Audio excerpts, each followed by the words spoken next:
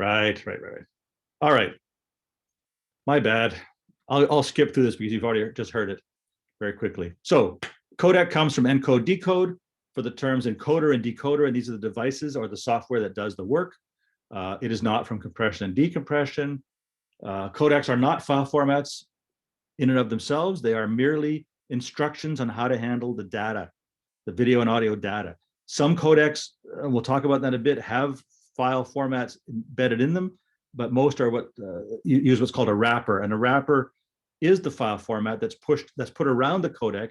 If you think of it, we'll talk, or put the codecs put in a box, for example, and this box, in quotes, allows the computer to recognize the file and act upon it, right? So if codecs are, if pixels are bricks and mortar, codecs are generally software or hardware that does the encoding. Hardware encoding is programmed onto chips. It's much quicker than software because there's all the interaction happens within a very tiny space. And as a result, there's no storage being used off board. There's no processing off board. It's all happening on the chip. It can be very efficient, but it also has disadvantages in that it can be proprietary and you can be kept in what's called a walled garden, like in the example I was giving about Apple.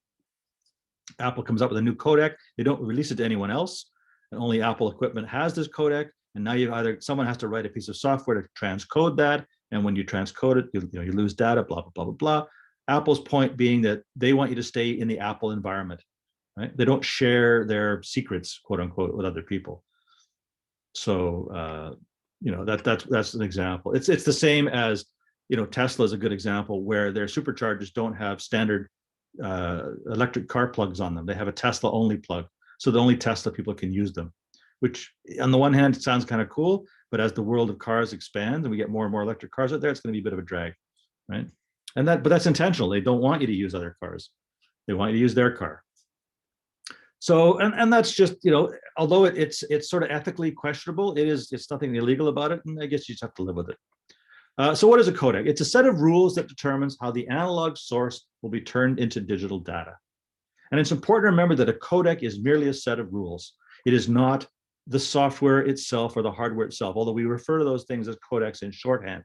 The whole point of a codec is you have given rules to create a file, and then how you create the file. This is what gives manufacturers and software designers their freedom. How they do it is up to them. As long as the product that they make is standardized, it doesn't really matter the method, okay? So the basics of codecs is that they have two components, the encoder, which compresses the files. And in the case of audio and video, they're two different things. And you probably know this, but for those that don't, audio and video, when they're encoded, when they're treated, they're never encoded together, but they are encoded at the same time and into two separate things. You'll end up with two separate files. This is one of the reasons why you need to have what I call the wrapper before, because you have these two separate files that have to travel together, and they have to travel together in so closely that when you play the file back, the video and the audio don't get out of sync with each other. And anyone who's watched YouTube videos and seen the lips out of sync, that's what's happening, is that the audio encoder and the video encoder aren't keeping up with each other. One of them is getting behind the other. It depends on what the lip flap looks like. But one of them gets behind the other, and then you get out of sync, okay? So they are two different entities and always will be, because video codecs are handled in a different way than audio, right? Okay. So many codecs for different jobs. Just keep in mind that not all codecs are audio and video. This is important to remember, that there are codecs for data, like zip and tar and some of these other compressed file. If you download a file and have to unzip it, you're decoding. The file has been coded into a codec, right? Zip is a codec. So codecs aren't all video and audio. And it's important to remember, because not all the data in video is video. Some of that data is things like closed captioning, what's another thing? Time code. There's lots of data in video that is not video. Okay, still images have codecs, JPEG, GIF/GIF, PNG, and others. There's audio codecs like MP3, AAC, video codecs, Apple Animation, MPEG-2, MPEG-4, H2. These are all different products, different things that do different things in different ways. But the whole point of all of these codecs is to create a file that is smaller than the original. and yet maintain as much quality as possible. Yeah, there's tons more, right? Some of these are AVC HD, MPEG, Theora, Spark, OGG, Vorbis, on and on and on. Tons of codecs. So one of the things that we've done, just as a sidebar in the industry, we try to standardize on a few, which is one of the reasons why the MPEG codecs are so strong, is that they are flexible and you can make other things out of them, like H.264, H.265. All these are based on MPEG technology, right? Which gives them a bit of standardization when it comes to manufacturing and programming. You don't want too many unique codecs in our business because you don't want to be handed a file with some weird, Finnish or maybe I should say Scandinavian encoding scheme that is only known in parts of the world where it's cold all year. You really want to have something that's more universal. So codecs work in two ways. There's lossless codecs. So what lossless codecs do is they preserve all the original data that was encoded. So the data is not lost. It's great for archiving because you can be guaranteed that your restored file has all the original data that the original file has, right? But we don't do that. Most of the time for video and audio, we do what's called lossy compression, which means we use that whole, remember that whole thing about redundancy and irrelevancy now? We throw data away because we don't need it. And so that we throw it away in the compression process. So the compressed file is much, much smaller than the lossless method, but the restored file is also smaller than the original because not all the data is there, right? But the thing is, we don't notice that it's gone, so that it's good enough. Price, speed, quality again. The price, speed, quality triangle with lossless is that the compressed files aren't as small, which means you need more storage. They take a lot more processing to do. There's a lot more math to do lossless because you have to make sure that all your calculations are checked and correct. If there's any error in a calculation, you're going to lose data. So lossless codecs use a lot more math to get things done. They take more time, blah, blah, blah, blah, blah, right? So zip is a good example of lossless. And we're talking now about a data codec where you can compress a program and then unzip it and you get everything back, right? PNG is an image codec that does the same thing. It requires more space, more math, right? And the formulas have to be more complicated. Lossless codecs are all the ones we're kind of familiar with. Apple Animation, Black Magic. I'm sorry, I've already skipped ahead. Lossless video codecs. Apple Animation is a lossless video codec. Every frame is the same as the original. And that's because when you're doing animation, you cannot lose pixels, right? Animation is much more critical than video in some respects, depending on the application. And therefore, you want to maintain all the pixels you can to do a proper job.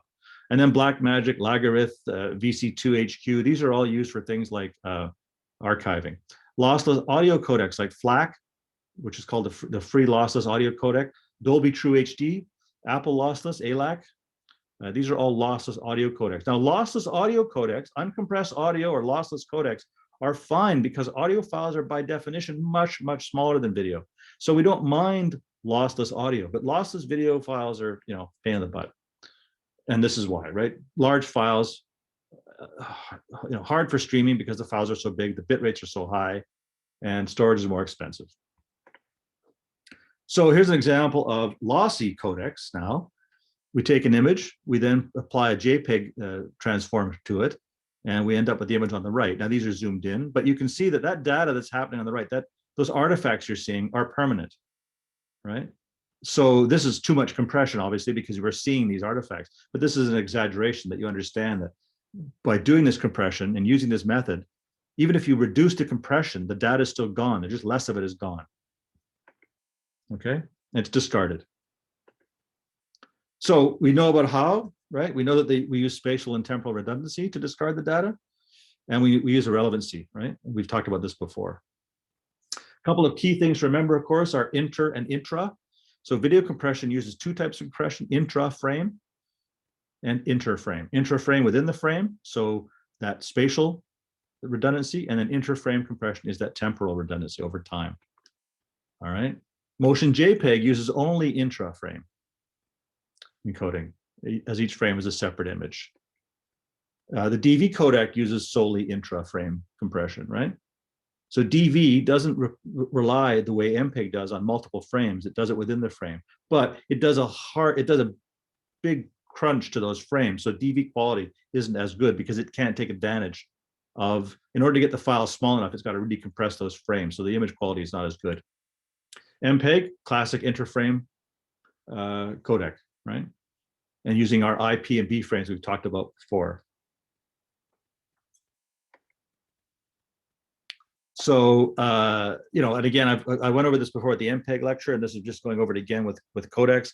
You can see that with the I frames, all the frames are full data. And with the P frames, if we just examine the P frames in an MPEG stream, we have one I frame, and then the rest of the frames are just the moving frames. And the B frames aren't even real, they're just math.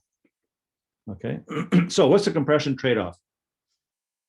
The one big weak spot of lossy compression is the lower the data rate, the more the file looks, or probably the less the file looks like the original. And you can see the transition between the balloon and the sky, right? There's all kinds of artifacts in this image that are because the compression is so high. And this is a lossy weakness, right? And I'm just zooming in here. And once it's gone, you can't fix it.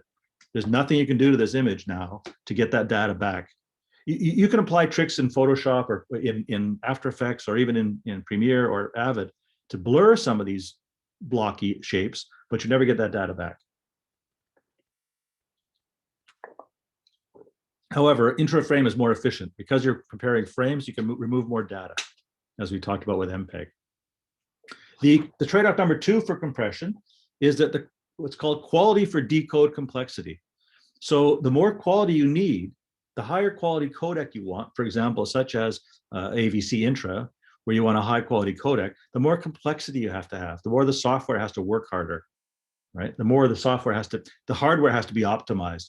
This complexity requires, so it's not available. For example, all Intra codecs may not be available on a home video camera or on a home phone even, because that complexity can't be built into this device. So, the more quality it delivers, the harder it is to decode, right? And in memory of Daft Punk, harder, better, faster, stronger. Particularly with interactive applications like video editing. So this hard decode was one of the reasons arguments against editing in the high quality, camera output, high quality video codecs. Because the higher the quality you're editing in, the more complex your editing software has to be, and the more complex that your computer has to be. Right? So one of the reasons instructors try to talk students out of editing in 4K is because your hardware and software on your computer have to be top notch to edit in uncompressed 4K or low compression 4K. So that's the whole point there.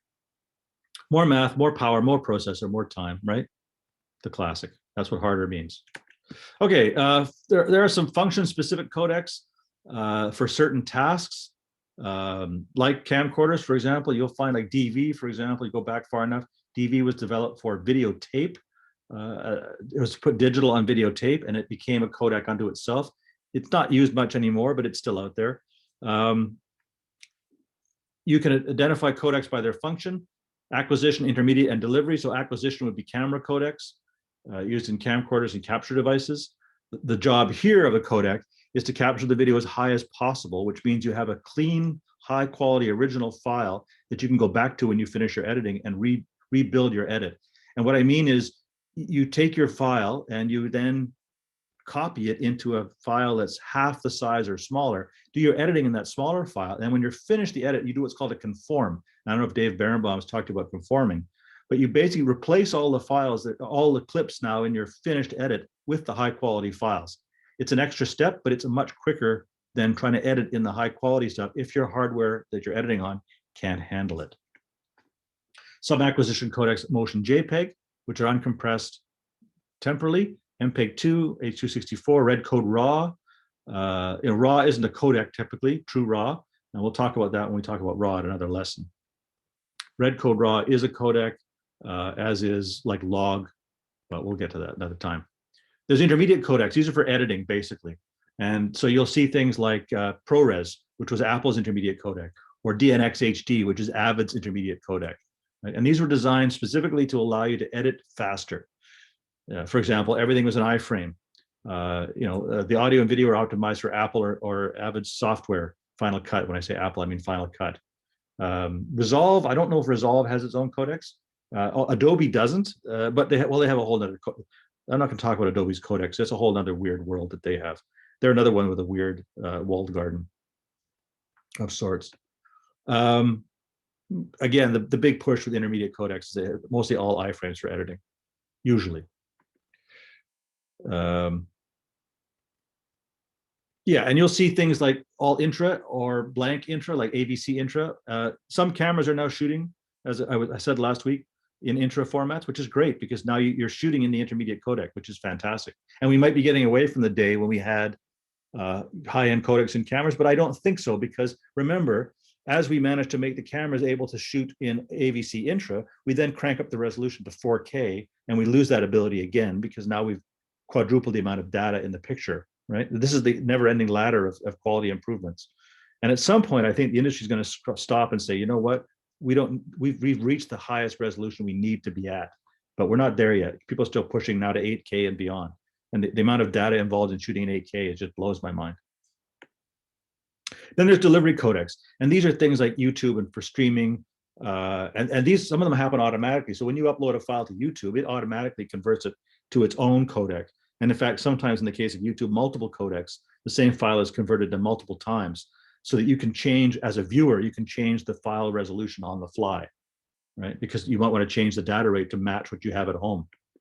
So cable companies use MPEG-2, live streaming uses things like H.264, there's a bunch. These aren't exhaustive lists. And H.264 is the MPEG-4 that was designed by the telephone group, and the telephone, that's a longer story there, but basically they were tweaking MPEG for streaming, right? But it's also known as AVC, and now it's kind of interchangeable. But the original idea behind having H.264 was taking a version of MPEG-4 that you could tweak for streaming. And it's pretty much everywhere now, right? H.264 and H.265, which is the newer version, is all over the place because it is such a handy codec. It does look so much like MPEG-4. It's almost indistinguishable from the two, but it is optimized for streaming as well, right? So phones will record in it. All kinds of places use H.264. It's a handy codec. And as I say, there's no such thing as a universal codec. This slide's a couple of years out of date now because, as I say, there's H.265 and 4K. So when you have something universal like H.264 with high def, 4K will push that aside because you'll need a new codec to handle even more data, right? So I'll just skip through this because it just says what I'm saying, and I'm trying to be cognizant of the time, which is what? Oh yeah, getting close. So the prime difference between H.264 and 65 is that 265 goes up to 8K if need be when the day comes, right? So codecs are constantly evolving. Many current codecs will become obsolete, and of course, new ones will emerge. So whatever you learn today in 5 years will be who knows what. So a quick talk about containers and wrappers. So just to distinguish that with a video codec and an audio codec, there's a bunch of other data that goes along with. First off is that synchronization between the two. So that's all going to be put together in a container. And that container is the file. And the container file formats are called wrappers. Dad joke here, because that's a wrapper. Anyway, I know. It's so confusing. Hang on. Container file formats hold more than just the video and audio data. They also hold the time-coded metadata, right? A video codec like MPEG doesn't have the metadata in it. It only has the video data in it. It doesn't have the audio data in it, right? So if you think of a container as the box that holds the codecs, like a box of donuts, right? And here's kind of the workflow. So you'll have original footage, video encoder, audio goes into the audio encoder, and then they're both together into a file. That file, that becomes the wrapper. All right. So an example, just to make it more concrete, excuse me. Here are some container formats across the top of this graphic: AVI, MP4, MOV, OGG, FLV, which is now obsolete with Flash gone away, and Matroshka, MKV, etc. These containers trigger the computer to know what program to launch and what to prepare for. But inside that container are all these files, and these boxes exist in this. Like, for example, in an MOV file, there's going to be H.264 video, audio codecs of varying kinds, and maybe even uncompressed audio, right? Under etc. There's no compression at all, so no codec. And then captioning, closed captioning data could be there, annotations could be there, and then metadata, author, title, copyright, license, etc. Right? So here's the image again, bigger, just so you guys can see it. So if you understand that MOV isn't a codec, MOV is a container, and MOV's job is to tell the computer that, oh, you know what, you got to run QuickTime to do this.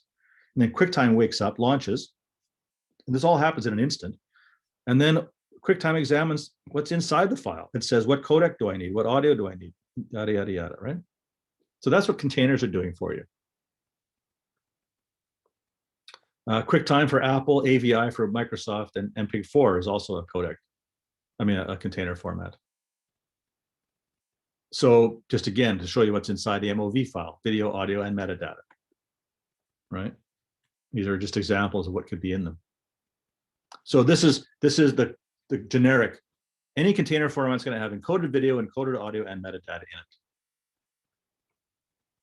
So in some cases, back to the walled garden, Windows Media Video and the WMV container format have single codecs in them, right? So a Windows Media file is going to be a WMV because Windows is trying to push their thing and also optimize their software and hardware to their stuff. All right. So, but most containers can input multiple codecs, and that tells you that when you go to encode a file in Premiere or Media Encoder or whatever in Avid, you'll see you get a pick list. You can choose file type like QuickTime, and then underneath that you get a bunch of choices. That's because you can vary what codecs are going to happen inside that file, right? So what's handy about that, and why do we do this, is because you can rewrap a file. You can change the file type from MOV to, well, I don't know, I can't think of one off the top of my head, to another format that's not Apple specific, and without re-encoding the video and audio, just simply rewrap it so the computer that's getting it doesn't have to worry about it's QuickTime or not, right? So, yeah, MPEG-4 has a type of MPEG file that is also a wrapper and a codec. It's one and the same, and there are a couple of files that are both, right? So this is because they're trying to get away from Apple and Windows and other people dominating the industry, and they're trying to create a format that is universal-ish and doesn't depend on one manufacturer.